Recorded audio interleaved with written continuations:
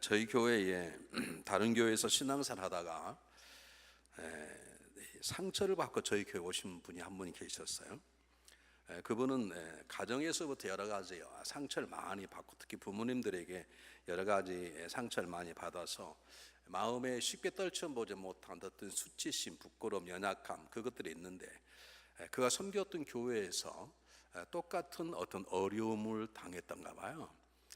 사람이 살다 보면 삶이 자본주의 사회 속에서 살아가는 계층이 다르고, 계층이 다르면 입고 다니는 것, 들고 다니게 다 다르잖아요.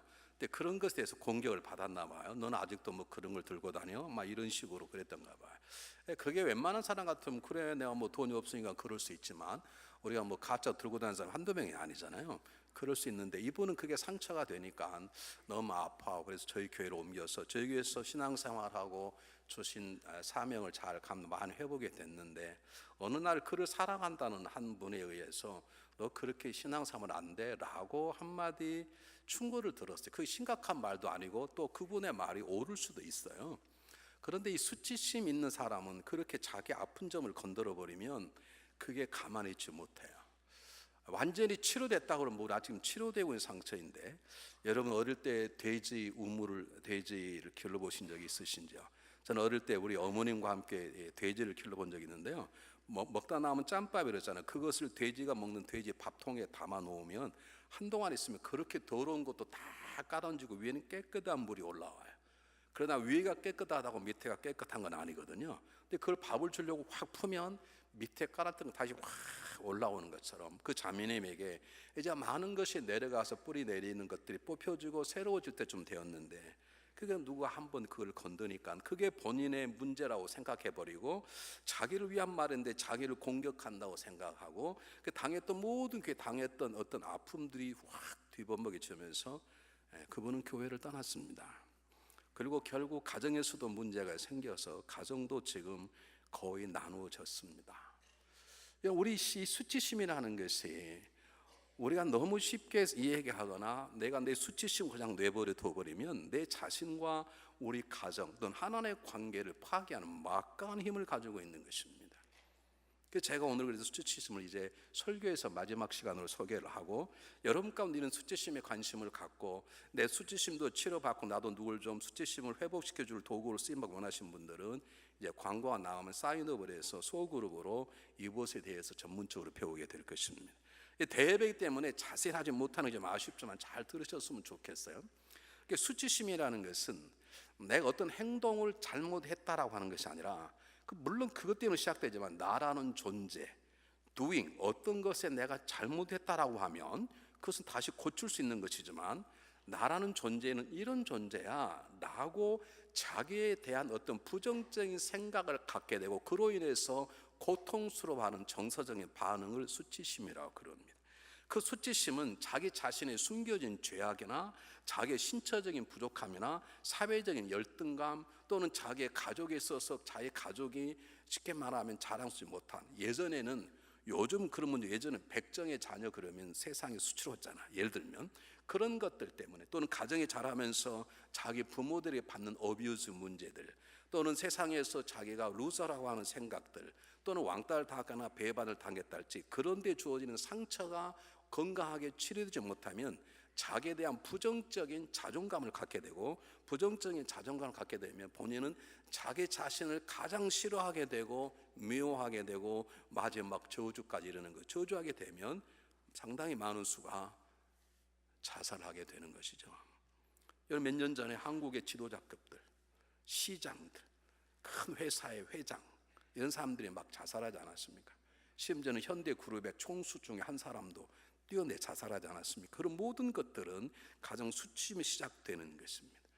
누구든지 수치심을 다 가지고 있습니다. 누구한테 들통나고 싶지 않은 우리 부끄러운 점들이 우리한테 있고, 하나님만이 아는 우리 죄악도 우리 안에 있고, 정말 실제적으로 내가 남보다 못하는 내 약점 있는 걸 다 알기 때문에 그것들이 건강하게 다스려져서 오히려 우리가 한 단계 점프할 수 있는 계기로 삼지 않고, 그것이 건강한 수치심으로 자리 잡는 걸 우리가 노력하지 않으면 그 수치심은 우리에게 부정적인 마음을 두게 돼서 우리 인생의 가정 속에, 교회 안에, 세상 속에 엄청난 부정적인 영향력을 미치는 계기가 되어 있는 것입니다. 그래서 우리가 이 수치심만큼은 그냥 집어가 넘어가서는 안 되는 것입니다. 오늘은 구체적으로 우리가 너무나 잘 아는 본문을 통해서 수치심의 노예가 된 사람들이 어떠한 모습으로 살아가고 있고 그것을 다루는 예수님의 모습을 통해서 우리도 우리 자신을 남을 세워 나갈 때 어떻게 할 것인가를 간단하게 한번 여러분에게 증거하기를 원합니다. 우리가 너무나 잘 아는 본문의 여인은 이름은 알 수 없지만 5번 결혼하고 6번째 남자하고는 결혼을 하지 않고 동거하고 있는 상태였습니다. 아마 여인의 상처는 이것이 가장 컸을 거예요. 아마 남들이 나를 볼 때 저 여자는 어디 남자 없으면 못 사나? 저렇게 정욕에 강해? 나는 뭐 한 번 이혼하고 잘 사는데 어떻게 저렇게 막 5번씩 결혼하고 지금은 결혼도 안 하고 동거하고 사는 거야? 좀 미친 게 아니야? 그렇게 아마 생각했을 거라고 남들이 자기를 보는 것처럼 판단하고 자기 자신을 미워하게 되고 싫어하게 되고 심지어는 남이 그렇게 볼 거라고 생각하는 그 공동체 자체 이웃의 시선도 싫어하게 된 것입니다. 그래서 자기 스스로 판단을 내린 거예요. 그 사람들도 보고 싶지 않고 나도 싫으니 나도 그 사람과 떨어져 있는 것이 그 공동체도 좋을 것이고 나도 편할 것이다 생각을 해서 다들 아침 일찍이 물동이를 들고 물을 기르는데 이 여인은 가장 더운 12시에 그 무거운 물동이를 안고 그 좀 먼 길을 가서 물을 담아와 살아가는 그런 삶을 살기로 스스로 결정한 것입니다. 이 여인에게는 결혼했다는 그 5번 만의 상처가 여인의 수치심은 아닐 것입니다. 왜냐하면 오늘 성경 본문에 보면 사마리아인들은 아수르에 의해서 지배당하고 그리고 아수르 사람들이 자기들의 쓰레기 같은 인생들을 데려다가 그들의 혼혈 정령을 베풀어 보내서 이스라엘 민족이 자존감, 우리는 하나님의 백성이고 우리끼리 혈통을 지키는 고유 민족이라는 것에서 완전히 다 더럽게 사서 사마리아 사람들 스스로도 우리는 더 이상 이스라엘 사람이 아니라고 생각을 하게 되었고 남유다에 사는 예루살렘으로 충성하는 남유다 사람도 그 다음부터는 사마리아인들을 자기 같은 동족으로 여기지 않았습니다.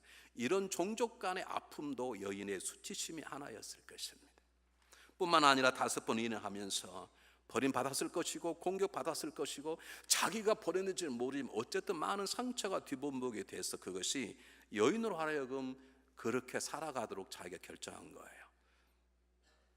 성경에서 공동체 그 마을에서 판단을 내려서 너는 혼자 살아 그러지 않았지만 아마 여인은 혼자 사는 게 나도 편하고 너도 좋지 않겠냐 그런 생각에 물동이 하나를 들고 가장 뜨거운 날 땀을 흘리며 그렇게 가깝지 않은 야곱의 우물을 찾아간 것입니다. 그에게 있는 것은 함께 살아가는 남편도 아니고 자기가 들고 가는 물동이만이 자기의 친구였습니다. 아마 제가 모르게 몰라도 물동이 속에 들고 가면서 물동이 안에 자기의 아픔, 하연과 소연과 자기 아픔의 사연과 자기의 눈물과 자기의 분노를 담아가면서 갔을 거예요. 그래서 문학적으로 표현하자면 물동이만이 그 여인의 사연을 알고 있었을 것입니다. 그런데 놀라웁게 그는 뜻하지 않게 상상해보지 못한 주님을 만나게 된 것입니다. 자, 주님을 만나면서 어떤 일이 벌어지는가를 잘 보시기 바랍니다. 첫 번째 가장 중요한 것은 여인이 스스로 고립되어 있다는 거예요. 동네에서 결정을 해서 너는 우리와 함께 물길을 가지 마. 여러분 유대인들은 그런 법이 없습니다. 결혼을 5번째 했냐 너는 여자도 아니다 그런 법이 없습니다. 여러분 구약의 이스라엘 법령에도 이혼할 수 있습니다. 간음한 이유로 이혼할 수 있습니다. 그러면 5명의 남자들이 바람 폈을 수도 있죠. 그런데 그것이 아닌데도 불구하고 나는 혼자 있는 게 좋다고 하는 것은 수치심에 가져오는 첫 번째 집요한 독약 같은 것입니다. 내 안에 부끄러움이 있으면 우리는 어떤 사람 가운데 들어가지 못합니다. 저도 이 설교를 준비하면서 나도 아직 완전히 수치심을 벗어나지 못했구나라고 하는 것 그런 것을 갖게 돼 있다는 걸 알게 되었어요. 여러분 지난번에 부활주일 때 새벽 예배 와보신 분 계시지만 목사님들이 찬양을 하게 되었습니다. 제가 조금 늦게 나가려 봤더니 내가 서 있는 쪽에 목사들이 달라 제일 키 큰 목사님들 쫙 서 있는 거예요. 그럼 내가 그 앞에 서야 돼요. 이 말이 고목나무에 매미처럼 서 있을 수가 없잖아요. 그게 제가 안 나갔다는 건 아닙니까? 제가 이 말을 할 때 여러분이 웃어버리면 제가 더 창피하다는 사실을 아십니까? 그게 있다. 정말 제가 나가려고 그랬다니까요. 안 나가지는 거예요. 하여간 박광배 목사님 키가 185인데 제가 그 옆에 쓰면 이게 좀 뭐야 그러잖아요.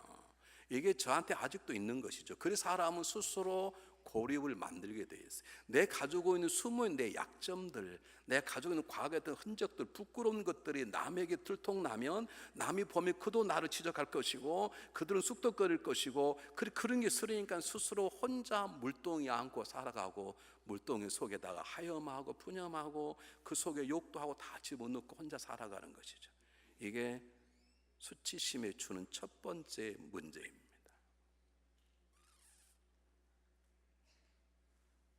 두 번째요. 예수님께서 여인에게 어려운 말이 아닙니다. 물 한 잔 줄 수 있냐? 이 말은 예수님은 의도적으로 여인에 다가가서 여인의 갈급함을 아는 거예요. 너도 목마르지 나도 목마르다, 그 뜻입니다. 사실은 이거 얼마나 귀한 말입니까? 그리고 나에게 물 한 잔 달라는데 그게 그렇게 어렵습니까? 이성계가 젊은 날 사냥을 하다가 목에 마르니까 우물가에 갔는데 우물가에 자매 하나가 있었어요. 그 여인에게 나에게 물을 한 잔 줄 수 없느냐? 그러니까 그 여성이 물을 떠가지고 거기다가 나무잎 하나를 딱 떨어뜨렸어요. 이성계가 화가 나가지고 물을 달라면 주지 왜 나무잎을 떨어뜨리느냐? 그러니까 목이 마를 때 함부로 물을 잡수시면 안 됩니다. 그 나무잎을 피해가면서 물을 마시기를 바랍니다. 이게 얼마나 지혜로운 거예요. 근데 그분이 나중에 이성계의 부인이 돼서 쉽게 말하면 왕후가 되는 거죠. 물 한 잔 달라는데 이게 어렵습니까? 너도 목마르지? 근데 나도 목마르다는 말은 여인과 이미 하나가 된 것을 말하는 예수님의 가장 지혜롭고 평범한 말인데 그 말 한마디에 다 거절하죠. 뭐라 거절합니까? 여러분 보세요. 9절에 사마리아 여자가 가로되 당신은 유대인으로서 어찌하여 사마리아 나에게 물을 달라 그럽니까? 그 말입니다. 당신은 유대인인데 유대인들은 사마리아 사람을 사람 취급하지 않습니까? 근데 왜 저에게 말을 겁니까? 라고 하는 거부감입니다. 여러분, 고립된 상태에 들어있는 수치감의 노예가 돼버리면 사람이 그리워요. 사람을 만나고 싶어요. 그런데 막상 사람이 접근하면 그걸 막고 뒤로 물러나요. 왜냐하면 자기 지금까지 숨겨왔던 상처, 자기가 자기를 못됐다고 생각하는 자기의 존재감이 자기를 다가오는 사람에게 들통이 될까봐 나는 이렇게 못난 사람입니다. 당신들이 나를 깔본 내가 사마리아 사람인데 내가 더 망신당하고 싶지 않으니 가까우지 마십시오라고 딱 거절해버렸어요. 여러분, 그래서 수치심을 가지고 있으면 그 사람이 속해 있는 공동체는 절대로 강건해질 수 없습니다. 세 번째입니다. 예수님께서 그 얘기를 듣더니 예수님께서 집요하게 아주 부드러운 말씀 뭐라고 말씀하시나요? 내가 하나님의 선물이 무엇인 것과 또 너에게 지금 말한 내가 누구인 줄 알았으면 너가 오히려 나에게 물을 달라고 그랬을 것이고 그럼 내가 너에게 생수를 주었을 것이니라. 이렇게 예수님께 한 발짝 더 나가서 얘기를 했어요. 근데 그 얘기를 듣고 그렇습니까? 그렇지 않고 뭐라고 말하냐 한번 보세요. 10절 한번 보세요.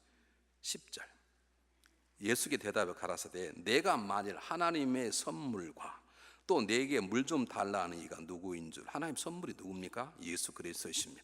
내가 너를 하나님 선물이다. 너 그걸 알았더라면 나에게 오히려 물을 달라 그랬을 거야 라고 말씀하여 그리고 생수를 내게 주어. 이게 무슨 어려운 말이고 이게 뭐 괴로운 말. 그런데 여자가 뭐라고 말하면 보세요. 11절 여자 가로되 주여 물기를 그릇도 없고 유물은 깊은데 어디서 그럼 자기는 어떻게 물을 길러요?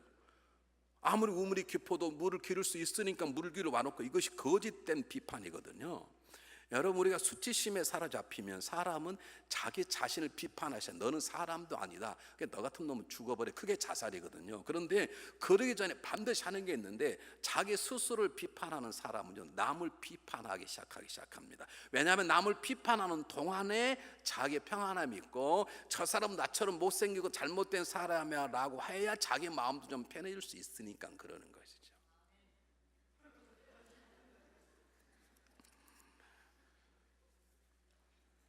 여러분, 이건 굉장히 중요한 얘기입니다.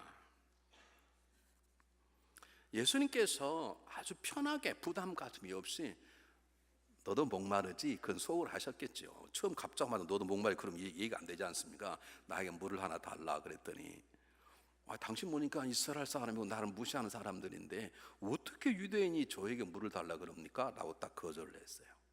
너 내가 누군지 모르는구나. 그러니까 이 여인이 물을 기를 그릇도 없지 않습니까? 무슨 그릇이 없이 있기는 있지. 거부감을 비판으로, 다시 말하면 당신이 우리를 무시하는 유대인이고, 당신이 보면 당신이 소리서 당신은 떠먹지, 나 같은 사람에게 물을 달라 보니까 당신이 정신 나갔구먼 라고 예수님을 비판하기 시작한 거예요. 교회 입을 열 때마다 비판하는 사람들이 있습니다. 여러분, 교회는 비판거리가 많이 있습니다. 교회가 완전하지 않습니다. 저도 완전하지 않고 여러분도 완전하지 않습니다. 그런데 입을 열며 비판하는 사람은 그만큼 마음 안에 어려움이 있다는 거예요. 그 사람을 못됐다 그러지 말고 그냥 잘 들어주세요. 아, 그러냐고 들어주세요. 여러분, 수치심이 우리를 잡아서 노예가 되면 고립되고, 그리고 비판하기 시작해요. 비판하기 전에 거부감을 일으켜요. 거부하는데 계속 들어오면 비판하기 시작해요. 어떤 분이 전화가 왔어요. 목사님, 요즘 그분이 좀 시험이 든 것 같습니다. 교회 와서 친구도 못 사귀고, 또 교회 와서 이래 하니까 요즘 주자님 목사님 한번 목사님 전화해 주시면 아마 좋은 도움이 될 것이다. 전화를 했어요. 안녕하세요, 요즘 왜 안 보이세요? 그랬더니 목사님, 제가 오는 것만 체크하고 계세요? 그러는 거예요. 그게 무슨 말이에요? 전화도 하지 말라 이 말이지. 목사님 바쁘신데 웬일이세요? 그 말을 왜 건드냐 이 말이지.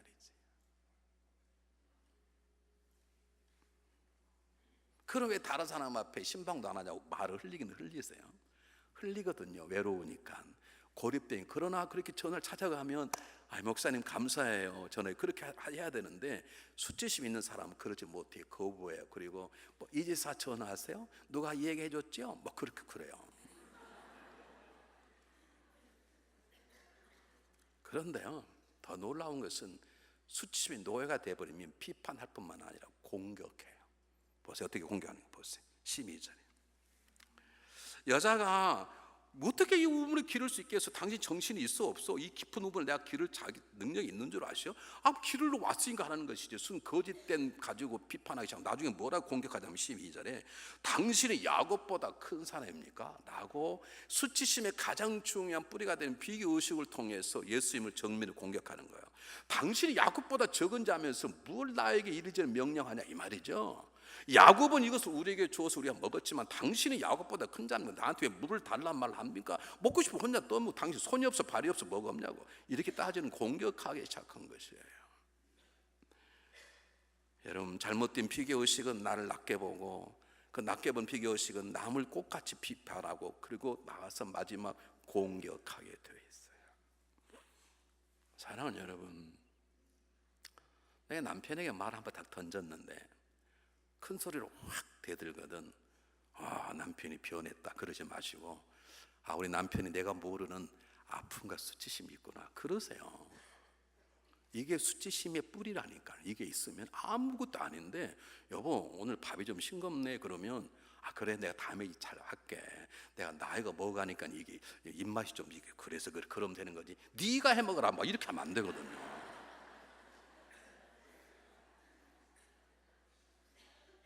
근데 아내가 네가 해 먹으라 그러면 우리 집사람이 힘드시고 힘든가 보구나, 마음이 상처. 그래 내가 다음에 내가 도와줄게 그럼 되는 것이지. 남편이 그래 한마디 했다고 하늘 같은 남편에게 네가 해 먹으라 그랬다고 이제 그렇게 하면 난리가 나는 거죠. 여러분, 넉넉한 사람은 공격하지 않아요. 여러분, 자녀하고 씨름해 보셨나요? 자녀 애들하고 씨름해 보셨나요? 저는 어릴 때 많이 해봤어요. 1살짜리 아들 엎어놓고 여보 이겼어 그러면 좋냐고요. 그 또라이지. 여보 나 오늘 밥 안 먹을래. 왜? 우리 아들하고 씨름해서 졌어.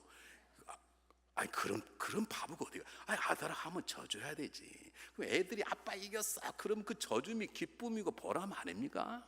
이게 넉넉한 사람은요 져주고도 괜찮아요. 근데 말 한마디 아프다고 공격 비판하면 그 사람이 잘못됐다 믿음이 없다 이렇게 붙이지 마세요. 제발 나를 깔보냐고 그렇게 해석하지 마세요. 그냥 내가 모르는 수치심 상처가 있구나, 내가 그걸 건드렸나 보구나 라고 생각하세요. 기억하세요. 수치심 노예가 되면 첫 번째 스스로 고립하고 달팽이처럼 안으로 숨어 들어가요. 두 번째, 입만 열면 비판하겠죠. 왜냐하면 자기가 자기 자신을 비판하는 익숙해서 남도 쉽게 비판해요. 비판해도 여러분 안 되면요, 거부해버리고, 거부해도 안 되면 공격해요. 근데 이런 여인에게 주님이 찾아오셨어요. 자, 이 여인을 다루는 예수님 모습을 잘 보시길 바랍니다. 첫 번째, 예수님이 먼저 찾아가셔서 예수님이 먼저 말씀을 걸어주셨어요. 그래서 예수님이 복음이에요. 저와 여러분 이곳에 와 있다는 것 자체가 복인 줄 믿으시길 바랍니다. 이곳에 오면 복 받는 게 아니라 복을 받았기 때문에 이곳 와 있는 것을 믿으시길 바랍니다. 예배를 잘 드리면 복을 받기도 하지만 이미 우리가 이곳에 와 있던 것 자체가 복을 받았기 때문이에요. 그분이 우리의 마음 움직이지 않으면 우리는 올 수가 없어요. 여러분, 우리가 소망 있는 것은 나는 내 수치심을 떨쳐버리지 못하지만 그분이 알고 오시는 거예요. 세상에 수많은 명의가 많이 있지만 내가 찾아가서 내 문제를 고백하는 이상 그 의사는 나를 찾아와 치료해주지 절대 안 해요. 근데 주님은요, 우리 요청 안 해도 그분이 오시는 거예요. 우리가 죄가 주는 잠재 쾌락 속에 동물처럼 살아갈 때 하나님 먼저 아시고 그의 아들을 미리 보내시고 우리의 길을 여셨어요. 믿습니까? 이 여인이 주님 앞에 기도하지 않았어요. 주님이 찾아가서 여인에게 말을 거는 거예요. 그 상처를 손을 대기 시작하는 거예요. 그래서 예수님이 복음이고 우리의 소망이에요. 와서 심각한 말 하지 않아요. 너 나하고 물 한잔 할 수 있냐? 주님께서 요한복음 14장 18절에 내가 너를 고아처럼 버려두지 않고 내가 너와 함께 하겠다, 내가 다시 오겠다라고 하는 약속을 그분이 지키셨고 부활하시고 지금 우리 가운데 계세요. 날마다 우리의 가정까지 찾아오세요. 식탁 가운데 보이지 않는 의자에 앉아서 우리에게 말씀하세요. 너 잠깐 식사 전에 나와 대화할 수 있냐? 하나님 우리에게 무엇인가 하시기 위함이에요. 여러분이 부부싸움하고 각방에다 문을 꼭꼭 잠그고 둥돌이 잘 때 주님이 문을 두드리시는 거예요. 물 한 잔 주렴. 지금 예수님 지금 연락 줄 건데 무슨 물입니까? 알아서 잡수십시오. 아니라 주님께서 우리를 두드리시는 그분의 음성을 들으시기를 바랍니다. 그분이 와서 너 문제를 고쳐라 그렇게 말하지 않습니다. 너 나에게 차 한 잔 주겠냐? 그것은 우리 삶 속에 개입해서 우리의 삶을 바꾸려고 찾아오시는 예수님의 사인임을 믿으시기를 바랍니다. 우리는 찾아오시는 이분 때문에 소망이 있는 것입니다. 여러분, 담임 목사가 몰라줘도 괜찮아요. 제발 목사님 몰라준다고 시험 드는 그런 쪼잔한 삶을 살지 마세요. 저는 몰라도 주님이 아세요. 주님 여러분의 삶 속에 계속 두들겨 계세요. 나하고 커피 한 잔만 하자. 커피가 잡수고 싶어서가 아니라 그 기회를 통해서 우리 안에 들어와 우리의 삶을 만져주시기 위해서 그러는 거예요. 두 번째, 주님은 찾아오셔서 말씀을 걸을 뿐만 아니라 대화하는 이 여인의 말을 다 들어주시는 거예요. 한 번도 그래 맞다, 유대인들이 너를 무시하지, 난 그런 너 무시하지 않았다 이렇게 말하지 않았어요. 그냥 들어주는 거예요. 당신이 야곱보다 크니까 그래 내가 크다 이놈아 그렇게 말하지 않았어요. 그저 내가 누구인지 알았다라면 예수님은 그냥 들어주시고 이 여인의 말에 인정해 주시는 거예요. 맞다, 그래 너가 결혼해서 이렇게 다 상처도 있겠지만 유대인들이 너를 무시했기 때문에 사마리아에 너도 많은 상처를 받았겠구나. 그래 나라도 모르는 사람이 와서 물을 달라 그러면, 특히 그렇게 멸시하고 손가락질하고 돌을 던졌던 유대인들한테 물을 달라 그러면 그래 너라도 화가 났겠구나 라는 뜻으로 들어주시는 것이죠. 여러분, 사랑한다는 것은 먼저 찾아가는 것입니다. 사랑한다는 것은 먼저 손을 내미는 것입니다. 사랑한다는 것은 먼저 입을 열어 인사하는 것입니다. 사랑한다는 건 상대방에게 사랑한다고 고백하는 게 아닙니다. 사랑한다는 것은 상대방 얘기를 많이 들어주시는 거예요. 좋은 속교사는 제가 2부 설교 들어보니까 제 원고는 없는데 이 김주일 목사님 그러시더라고요. 좋은 속교사는 말을 많이 하는 게 아니에요. 속도원들이 얘기를 많이 들어주는 것이 얼마나 중요하면 아멘이라고 여기 소리 지르시겠어요. 속교사는 설교를 잘하는 게 중요한 속교사가 아니에요. 속도원들이 얘기를 들어주는, 그들의 작은 음성을 들어주는 거예요. 이게 사랑이에요. 예수님은 단 한마디도 그들의 말을 지적하지 않았어요. 들어줘서 그리고 인정해 준 거예요. 맞다 그래 내가 기분 나쁘겠구나. 사람을 피해서 왔는데 내 갑자기 나타나니까 두렵고 기분이 나빴겠지. 그럼 내가 유대인인데, 그래 맞아, 유대인 때문에 너가 수백 년 동안 예배도 못 드리고 왕따 당하고 무시당하고 살았는데, 그래 마음이 많이 아팠겠구나. 그래 내가 떠먹어도 되는데 물 달라 그러니까 괴로웠지 라고 인정해 주는 것이에요. 여러분, 누군가를 상처를 치료해 주시길 원하십니까? 그러면 잘 들어주십시오. 그리고 말을 하시려면 메아리법을 쓰세요. 이렇게 하는 거예요. 여러분, 남편이 회사를 갔다 왔는데, 여보 나 회사 집어쳐야 되겠어. 이 사장이 지가 돈 많다고 나 같은 늙는 사람 인정도 안 해주고, 이 화가 나서 못하면 너무 힘들어. 내가 뭔가를 혼자 해야, 이 집을 팔아서 내가 온 사업체를 가져야 되겠어. 그럼 여러분 어떻게 해야 돼요? 꼴값도 잘 빠졌는데 사장보다 못난 것이, 그렇게 하면 망하는 거예요. 그러지 마세요. 그때는 뭐라 그래야 돼요? 아, 당신 많이 힘들었구나. 여보 나 요즘 이상하게 외롭다, 나이 먹으니까. 그러면요, 여러분 어떻게 해야 돼요? 외롭다 그러니까 메아리로, 아, 당신 많이 외롭구나 그래야 되지. 사단의 역사야. 제발 그러지 마세요.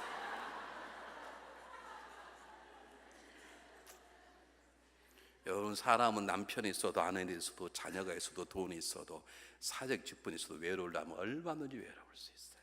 제가 목회 초년명 때 그걸 많이 실수했어요. 집사님, 아무래도 제가 너무 어려워서 교회를 옮겨야 되겠습니다. 왜요? 누구가 엉뚱한 소리를 해서 제가 교회를 못 다니겠습니다. 제가 그랬어요. 그게 뭐가 그렇게 큰 것이냐고. 우리 주님께는 당신이 십자가에 죽으셨는데 그럼 예수님 당신 게 뭐냐고. 제가 그랬다니까요. 웃으시는 그분도 그러셨어요, 옛날에 많이. 그분이 다 잊어서 문제, 그분은 다 잊어서 문제지. 여러분, 이렇게 하시는 거예요. 제가 해볼 테니까요, 한번 해보세요. 제가요, 여러분 요즘 제 목회가 굉장히 힘들어요. 그러면요, 아, 이거 호강이 초치고 있네, 선교를 가봐라. 야, 이거 이렇게 큰 게 뭘, 아이고 제발 그러지 마시고요. 아, 목사님 많이 힘드시죠? 그러시면 되는 거예요. 한번 해보겠습니다. 웃지 말고 진짜로 하는 거예요. 제가 힘드니까 말하는 거예요. 여러분, 목회는요, 작아도 힘들고 커도 힘드네요. 이 동네는요, 그러냐? 가만히 있어. 메아리로 해야 된다니까요.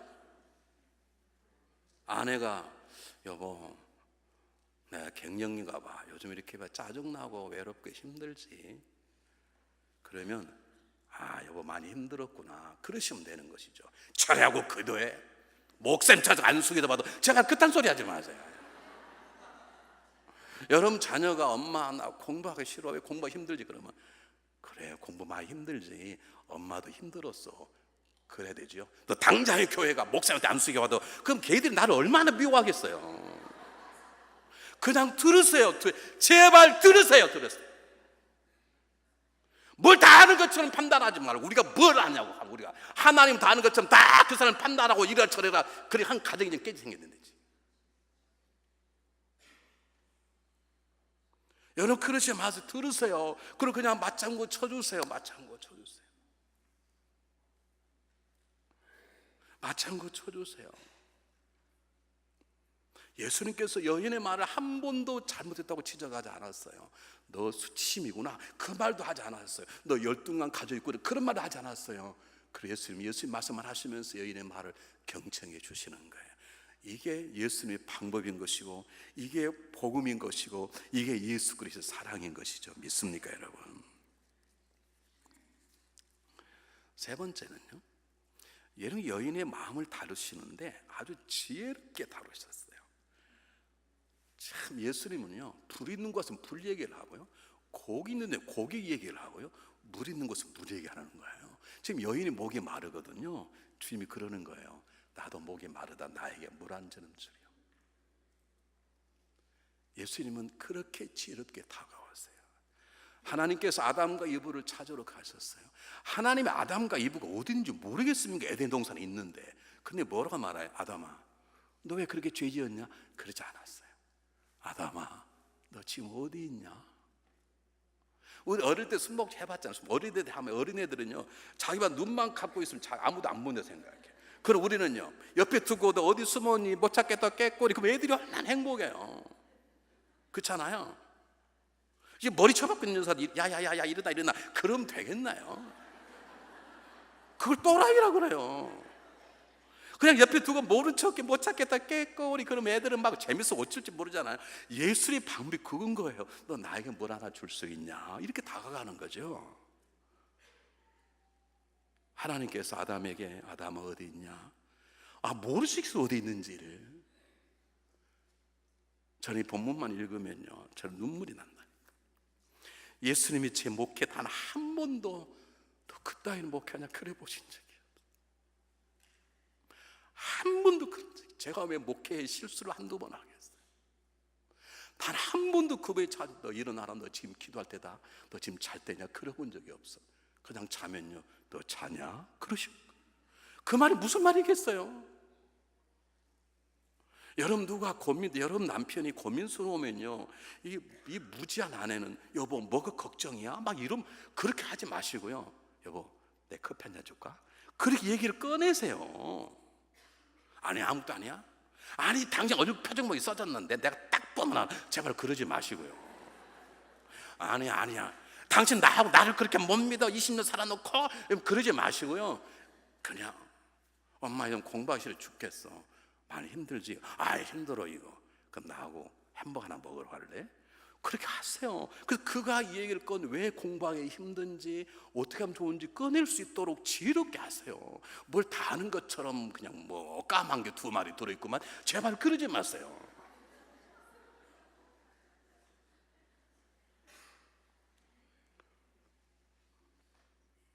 예수님이 얼마나 지혜로운지 몰라요. 당신 야곱보다 큰 자이니까 예수님께서 한 발짝 다가갔어요. 내가 크다 그렇게 말하지 않고, 그래 야곱이 물을 주었지, 근데 야곱이 주는 물을 먹어봐. 너는 먹을수록 목마르지만 내가 주는 물을 마시면 너는 영생을 솟아나는 샘물이 될 것이니라. 거기에 문이 열렸어요. 그럼 그런 물이 있으면 저에게 주십시오. 여인은 물을 그것을 가지고 들어갔어요.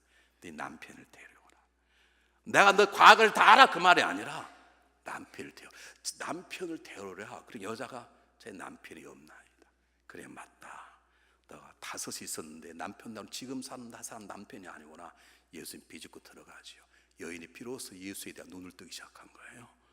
제가 사실 하나님을 섬기신 마음이 있습니다. 근데 내가 사마리아인인데 예루살렘에 못 갑니다. 그래서 우리는 사마리아 따로 예배를 드리고 있는데 어떻게 하면 좋겠습니까? 여인아 걱정하지 마라. 다 생략되어 있지만 예수의 마음속에 내가 널 위하여 죽고 십자가 부활을 성천하면 이제 모든 사람이 예루살렘도 아니고 사마리아 어느 곳에서든지 신령과 진정으로 하나님 예배할 때가 오느니라. 이 모든 걸 아시는 분이 당신이 메시아입니까? 그렇다, 내가 크다. 이게 예수님의 지혜로운 방법이에요. 여러분 제발 뭐 다 아는 것처럼 말씀하지 마세요. 솔직히 말해봐, 나 당신 다 알아. 뭘 알아? 뭘 아시냐고. 알아도 모른 척 하세요. 예수를 그냥 물어보세요. 직접적으로 내가 알아. 당신 이 요즘 여행 못 가서 딱 걸려서 그렇지, 제발 그러지 마시고요. 요즘 주일마다 비 와서 골프 못 쳐서 열받았지, 제발 그런 말 하지 마시고요. 그렇다더라도 돌려서 지혜롭게 스스로 자기 얘기를 고백할 수 있도록 우리가 지혜로운 방법을 쓸 수 있어야 되고, 그 지혜로운 방법을 쓸 수 있도록 우리가 하나님께 기도하셔야 합니다. 제 지혜를 달라고. 상담하고 오겠다고 전화가 와요 저한테. 그럼 제가 기도합니다. 하나님 저에게 지혜의 말씀을 주셔서 잘 듣게 하고, 그분의 말씀 속에 담겨진 내가 알지 못하는 상황들이 깨달을 저에게 영적인 분명을 주시고, 제가 입을 열 때 실수하지 아니하도록 주님 도와주시길 바랍니다. 왜냐하면 제가 그 모든 걸 다 모르기 때문에. 그 짤막한 몇 분 안 되는 30분 안 되는 상황 속에 제가 무슨 말 해야 되겠어요? 토요일 날 저는 지금까지 상담해 보면서 가장 기가 막힌 상담을 했습니다. 젊은 사람입니다. 우리 교회 다니지 않습니다. 우리 교회 금요일에 오고 그러면서 저하고 얘기를 해야 되겠다는 거예요. 그런 가정의 문제로 완전히 상처를 받았어. 2번씩 자살을 시도하고 마약도 먹어보고 나 같은 사람은 살아서 안 된다는, 자기 아버지의 모습이 자기 속에 보여지기만 하면 나는 아버지 같은 사람이 되어서 안 된다는 생각 때문에 자살도 해버리고. 어떻게 하면 좋겠냐는 거예요. 제가 어떻게 알아요 그걸? 제가 그때 뭐라 그래야 되겠어요? 아버지를 죽여버려 제가 그래야 되겠어요? 내가 당신 아버지를 잘 아는데 그 점은 잘못이지만 그래 내가 보기에는 좋은 점이 더 많습니다. 제가 아버지를 잘 알거든요. 당신 모습 속에 아버지의 모습이 보이거든. 아, 나는 이렇게 해야 되겠다 라고는 하나님이 쌓인 줄 알고 새로운 소망을 가지십시오.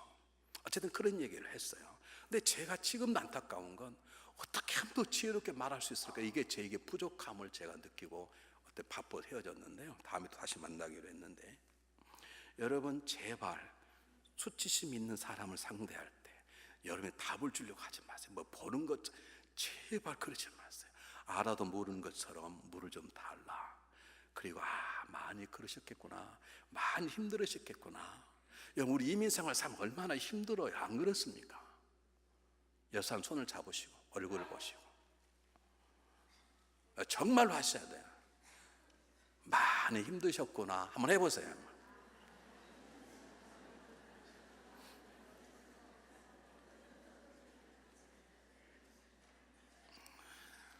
죽었다 깨도 못한 사람이 있어요. 다시 한번 학교 해보세요. 목회하다 보면 굉장히 외롭습니다. 그러면 목사님 뭐가 외롭습니까? 사모님 있고 새끼들이 교인 이렇게 많은데 그러지 마시고요. 목사님 많이 외로우셨군요. 한번 그렇게 해보세요. 여러분 목사라는 자본요 50명 모이든 300명 모이든 1000명 모이든 우리 집사람이 천사 같은 애들이 있든 때때로 목회는 많이 외로워요. 이 동네는요 네가 외롭냐고, 이 동네 연속적으로 해. 나 이 동네 얼굴 다 봤다 이거.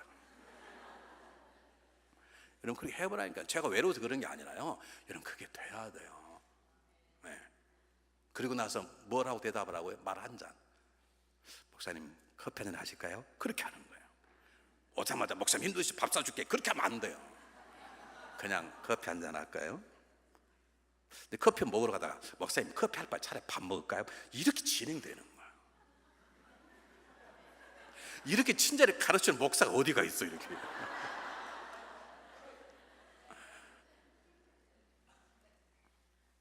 그런데 더 중요한 진리가 있어요.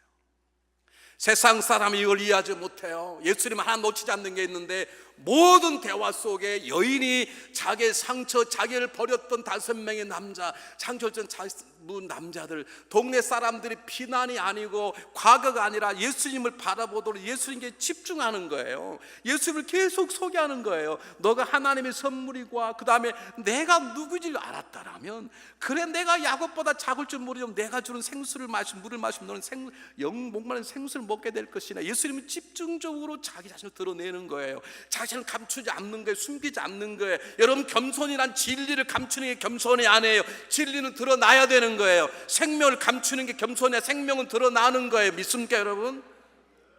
예수님 그걸 양보하지 않아요. 왜냐하면 예수님만이 우리를 자유케 하고 그분만이 우리를 치료하신 분이시고 그분만이 보이지 않는 수치심의 감이 벗어나게 하기 때문에 그분은 당당하게 자기를 드러내시는 분이에요. 너가 나를 바라보아라, 나를 믿어라, 그래야만 너 인생이 벗어진다라고 하는 예수님의 가르침에 우리가 주목할 필요가 있어요.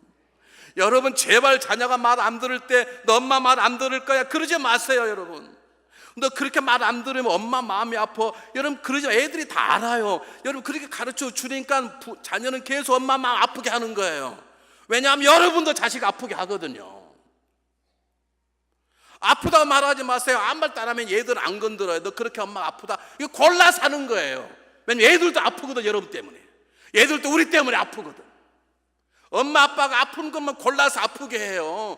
그러지 마시고요. 너 그렇게 하면 하나님 많이 마음이 아프시다. 그렇게 하나님에게 집중하게 하세요. 너 그렇게 하면 엄마 아빠가 안 기쁘다. 일부러 안 기쁘게 하는 자녀가 얼마나 많은 줄 아세요? 야, 너 그렇게 하면 예수님 많이 아파하신다. 여러분 예수님에게 집중할 수 있도록, 예수님을 바라볼 수 있도록 말을 바꾸세요. 예수님은 그걸 양보하지 않는 거예요. 여인아, 야곱의 우물이 중요한 게 아니라 내가 중요하다. 내가 바로 너의 생수고 내가 너의 구원자고 내가 너의 치료자다. 예수님이 뭐라 그래요? 25절 여자 가로되 메시아 곧 그리스도 하는 이가 오실 줄을 내가 아노니 그가 오신 모든 것을 우리에게 고하시리라. 주님 뭐라 그래요? 바로 너가 기다리는 그다. 예수님이 아니고는 여인 자유할 수 없기 때문에, 예수님이 아니고는 우리가 죄 가운데 구원받을 수 없기 때문에, 예수님이 아니고는 우리가 수치심과 벗어날 수 없기 때문에 주님은 양보하지 않으세요. 이런 의사가 있는데요, 다른 사람이 다 못 고치는 탁월한 의사가 있어요. 근데 환자가 왔는데 고칠 수 있어. 근데 일부러 겸손 떨려고 저는 못 고쳐 옆으로 가세요. 그런 의사가 있을까요? 그럼 그 의사는 살인자지. 잘 오셨습니다. 네, 제가 바로 다름으로 당신 병을 고칠 수 있습니다. 걱정하지 마십시오. 그런 것처럼 예수님은 자기 자신을 숨기지 않는 거예요.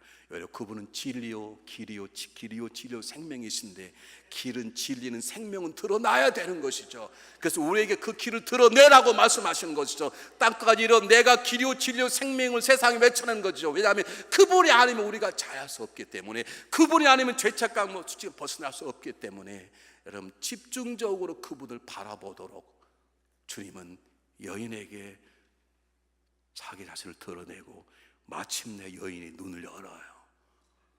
그래도 여전히 확 변해버렸네.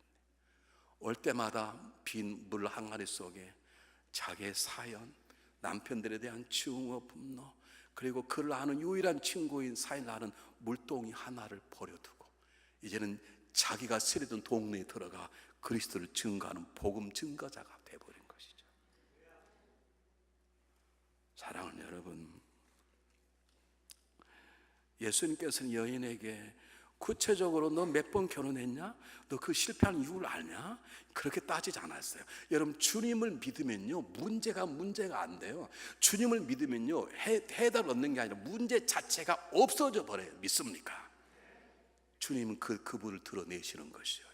그분이 이 여인이 예수님을 그렇습니까? 라고 받아들이는 그 순간에 그 사연을 담았던 물동이는 중요하지 않은 것이죠. 그녀는 이것을 버리고 자기를 싫어했던, 자기가 자기처럼 미워했던 공동체 안에 들어가 내가 메시아를 보았다고 그들에게 구원의 길을 여는 것이죠.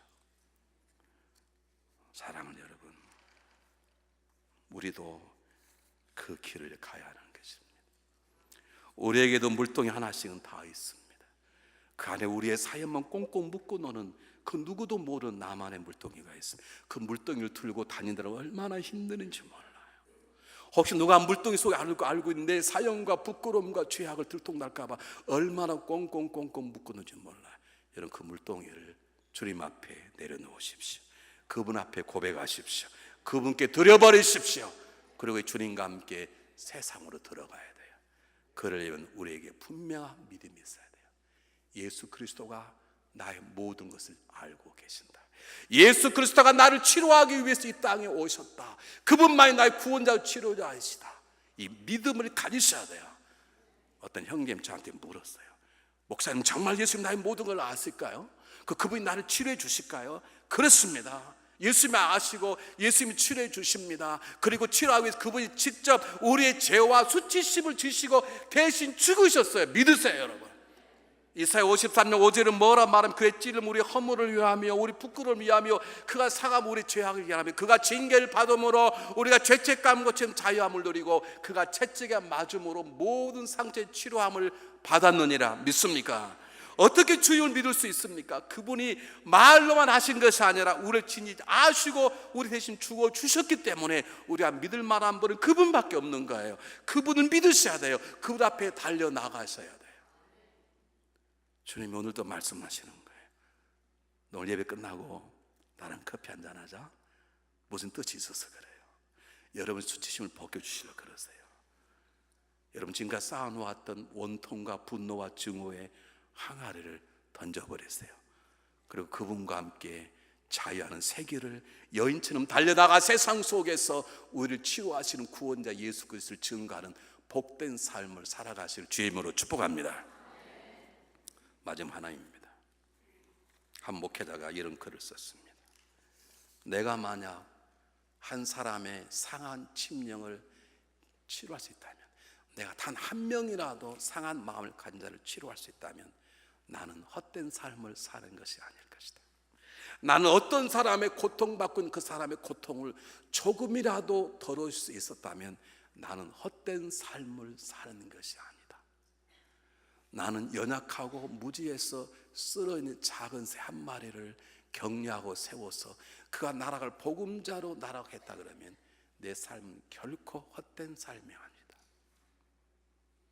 우린 주님 앞에서 치료받을 뿐만 아니라 치료받은 우리들이 우리처럼 억눌러 있었던 수많은 사람들이 찾아가서 그리스도를 증거하고 그를 세워나가는 상처받은 치료자의 삶을 살아가야 될 줄 믿습니다.